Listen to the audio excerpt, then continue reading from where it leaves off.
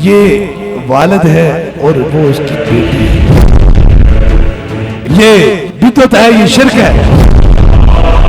تم نے دل کے اندر کفر رکھا ہوا ہے، تم نے دل کے اندر عالم کفار کو بسا کے رکھا ہوا ہے۔ چمچڑی چمکدڑ بولے دانو نو لگنا سورج کلونا کی قدر مصری جانن یوسف کتنا سوکھ۔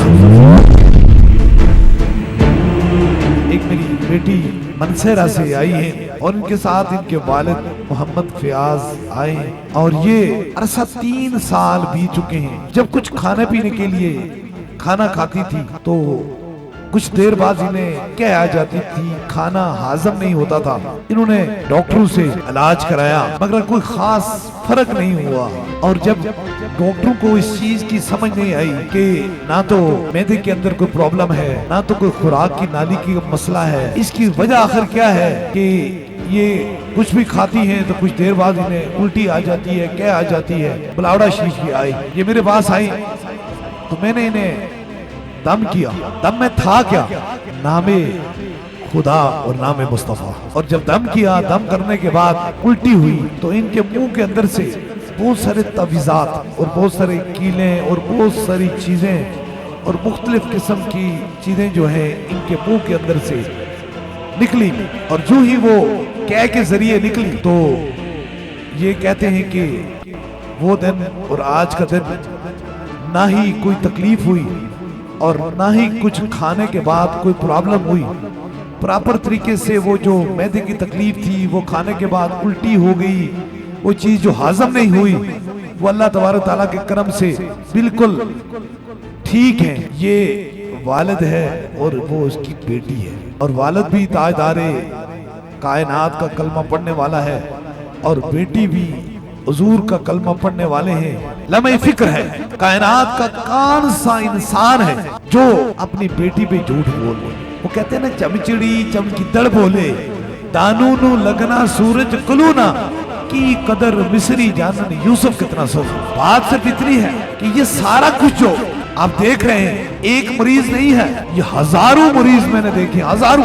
اس والد سے پوچھیں، ان کی بیٹی سے پوچھیں کہ درد کی گزری ہوئی شامیں ہوتی کیا ہے، اور اسی چیز کو پوری دنیا کے جو شیاطین تھے یا ختم نبوت کے منکر تھے یا بلا جن کے آستانے خالی ہو چکے تھے اور جنہوں نے اسے دکانداری بنا رکھا تھا، انہوں نے ہی مل کر ایسا پروپیگنڈا کیا تاکہ 2 فائدے ملیں گے۔ ایک تو ہمارے آستانوں پہ اور جادوگروں کے چاہنے والوں پہ پاس رش بڑھے گی، اور دوسرا جو ختم نبوت کے منکر ہے ان کو خوش کیا جائے گا۔ یہ ایک بڑا پلان تھا، پوری دنیا جانتی ہے۔ اور آپ سوشل میڈیا دیکھتے ہیں، کہتے ہیں کہ یہ بدعت ہے، یہ شرک ہے۔ مجھے بتائیں ایک بندہ درد سے مر رہا ہے اور کسی دروازے پہ آئے وہ اللہ کا نام لے کے اسے پھونک مارے، اسے رب شفاعت عطا فرما دے، یہ کون سی بدعت اور کون سی شرک ہے؟ دراصل تم نے دل کے اندر کفر رکھا ہوا ہے، تم نے دل کے اندر عالم کفار کو بسا کے رکھا ہوا ہے، تم نے تاجدار کائنات کو بسا کے رکھ دے تب پھر کسی کے لیے ہاتھ اٹھاتے تو پھر پتہ لگتا ہے شفاعیں کیا ہوتی۔ اس لیے ہم نے کسی اغیار کی روٹی کھائی نہیں، ہم نے کسی اغیار کے سامنے جھکے نہیں، ہم کسی سیاست کے دنیا داری کے چکر میں نہیں آئے کہ ہم تم سے مل کر چکر کریں گے۔ ہم نے 2 کام کیے، اس لیے کیے کہ ہم باغ ادھر ادھر سے بیٹھ کے بھاگے ہوئے نہیں ہیں۔ میرا باپ دادا صدیوں کی تاریخ بتاتا ہے اندھیری قبر میں کوئی نہیں ساتھ دے گا، ادھر میرا خدا ہوگا اور ادھر چہرہ مصطفیٰ ہوگا۔ اگر تم تھوڑی سی زندگی کے لیے سچ بول جاؤ گے اور حق کو دبانے کی نہ کوشش کرو گے تو یقیناً تمہارے چہرے پہ رونقیں ہوں گی، اور جب تم دنیا کے مال اور پیسوں سے لالچ سے کرو گے تو پھر اسی طرح دنیا داروں کی طرح چکر کھاتے جاؤ گے، جگہ جگہ ذلت اور رسوائی تمہارا مقدر بن جائے گی۔ آپ آئے ہیں، آپ جتنے لوگ ہیں دکھ میں ہیں، آپ کا دکھ میرا خدا جانتا ہے، آپ کا درد میرا خدا جانتا ہے۔